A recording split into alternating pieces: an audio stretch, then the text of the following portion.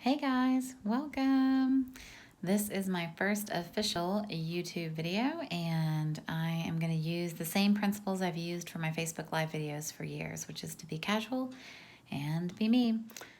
So this is what we're working on today. It's Stampin' Blends, and I'm going to show you me for a second. Hey, craft room is a chaos and all of a mess, and there's tons of piles of stuff everywhere. It's a hot mess, but we're gonna do blends. So I'm gonna flip, we're gonna get in here, and we're gonna make this happen. I wanted to show you guys Stampin' Blends a little bit more. Yeah, look good. So this is the card that's on the blog hop today, and as you can see, I've got some good color variation, hopefully added some depth to the buildings. This is the paper called Just Add Color, I believe, and we are going to use some of the blends to make this beautiful card. We're going to use the cherry cobblers, we're going to use the grays, the blues, and the browns, and we're also going to use the yellows, so the crushed curries, I believe, or daffodil delight. So let's take a look at these windows. I'm going to zoom in really quick, and I'm going to show you how I do the windows. So I work from dark to light. I find it easier. We know that the dark color is going to be, I'm going to make sure I'm not in the light either, which is going to be tough to do. But the dark color is going to be in kind of the corners of the windows. I don't use, so I've decided on a location for the shadow and a location for the light. And I have decided that the bottom right hand corner is the best place for the darkness to be when it comes to the windows. And you'll see that that is going to work out. For the houses, I'm not using the brush tip. For most of the other coloring that I have done with these markers, I have used the brush tip, but I have found that the houses are just too tiny. So you'll see that I kind of roll back over that spot that has the darkness in it, and that's how I make sure that I get that all blended in. And hopefully there's no harsh lines. So Stampin' Blends are alcohol markers. They are Stampin' Up's version of Copics, but they are easier to use. The liquid inside is much gushier. I will say that I have enjoyed using them. I don't color a ton. I wouldn't mass produce a card like this, but something like this would be what I would do for a very good friend. And if you want to read a little bit more about why I made these cards, then feel free to hop onto my blog and you'll be able to see that. So you'll see that I'm coming back and I'm kind of adding some color and trying to soften those lines out. So you do that by going over the dark spots, and that kind of softens it up. And so what that does then is it provides that very nice kind of partial glow in the window. Now we could have blanked out a few of these windows if we had decided that we didn't want to have, you know, all of the lights on in the house. This is a really cute building. I'm excited. So I'm actually going to make this building red. I think that with the little tulip at the top, I think it's going to be a very cute red building. And I'm actually going to color this in. So these buildings reminded me of the Netherlands. They reminded me of the streets of Amsterdam, all the different buildings on the rows, on the canals. And I really do love these sets of buildings. So it also reminded me that we have some Dutch Christmas sentiments in one of our card packs, in one of our paper packs, which is called Christmas Around the World. And I was really excited to give that a try and see if it would cut out and if it would look nice, and it does. So here I'm going to put some of the dark in the eaves of the building.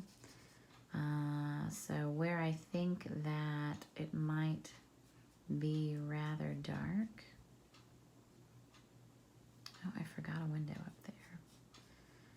Now, it'll be dark marker under the windowsill because there's like a wooden windowsill there. So I'm going to put a little bit of darkness there. These markers do have a tendency to bleed and spread. So it's really important that you work in small sections and that you don't get too close to the edge because they will bleed out. There is not a huge color difference between the dark and the light of the red. I will say that those are probably the two colors that are the closest.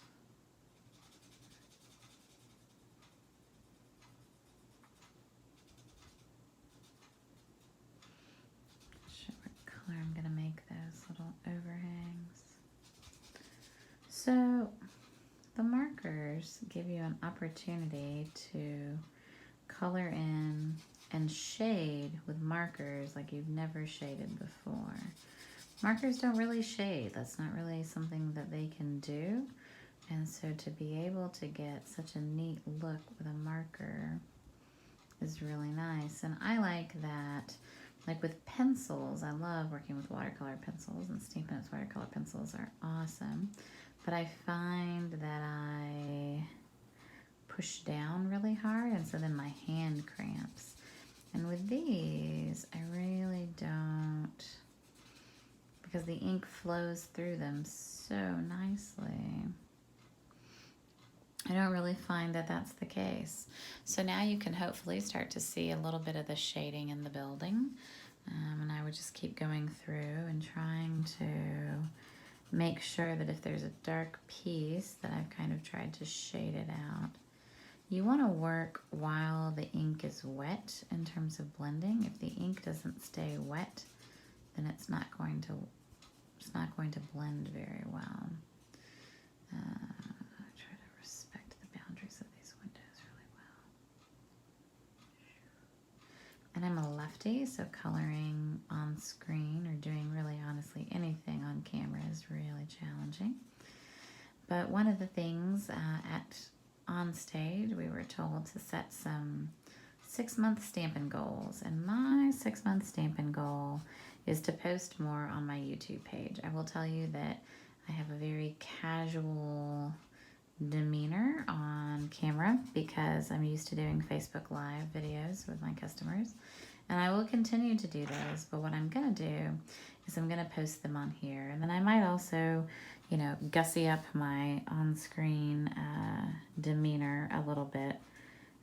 But I really want you to feel like you're with me, you're in class, we're hanging out, we're having a good time, and I'm giving you some tips and some tricks.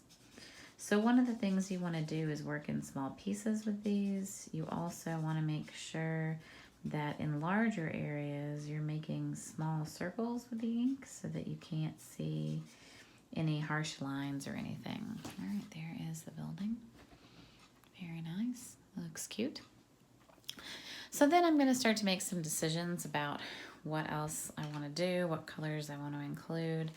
I will tell you that the ivory and the bronze colors, although they are meant for skin tones, are actually really, really great for coloring in buildings and roofs and things like that, which is kind of funny.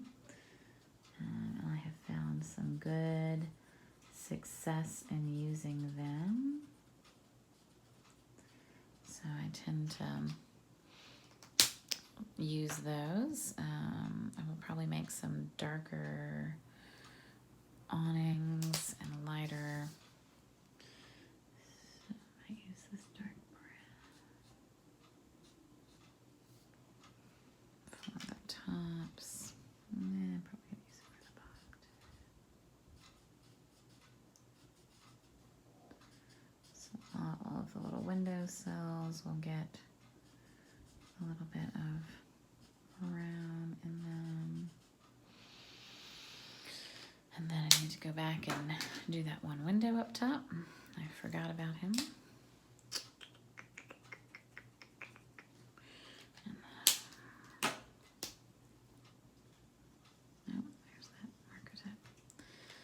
marker tip's just too fat for these, that's for sure. All right, so what color should we make the awnings? Let's make the awnings blue, because then maybe we can have a touch of fun with those. So the awnings would be darker at the top, because it's a night sky. And then hopefully there's a little bit of light glowing through them.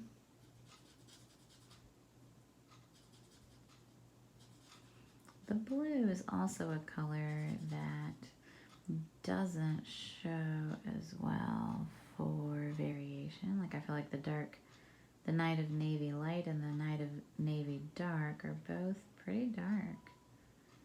But those are some really cute little awnings. And this is the light, so I'll just use this more.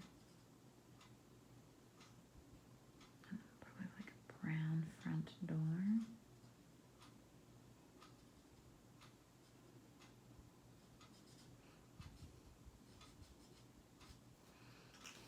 Let's see if I can get any sort of pronounced difference here.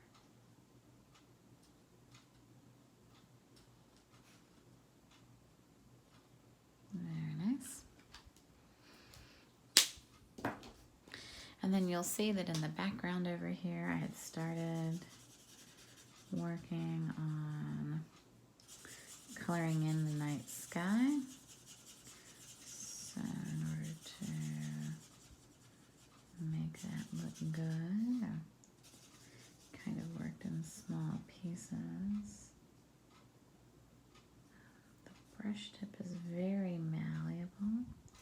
So it's something that I actually probably don't want to use a lot of close up to the building. And the hard tip is a bit easier to use. I don't mind having some variations in the sky like this because that's what the sky would be like anyway. I don't want a harsh line, but I don't mind a little bit of variation. So I'll come in and I'll put some blue all the way down. And you can just hear the difference between that marker tip and the brush tip, the felt tip and the marker tip. This really makes marker noises, you know, which you would expect. And I think the brush is a pretty quiet coloring experience. Sometimes I like to feel like I'm actually making markering happen.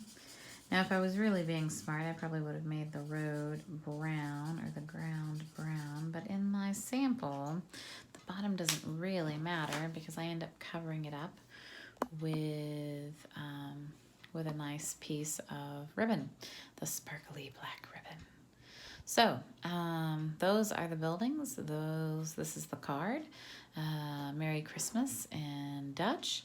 And hopefully you've enjoyed seeing me color some. Gives you some ideas of how easy these markers are. If you're interested in the blends, I have a blend class. It's a to-go class. It's basically a marker club.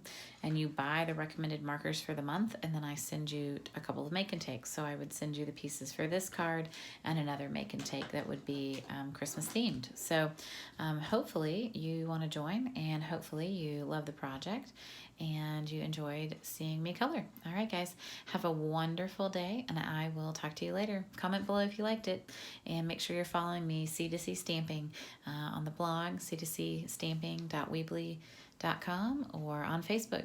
Thank you. Bye-bye. Have a great day.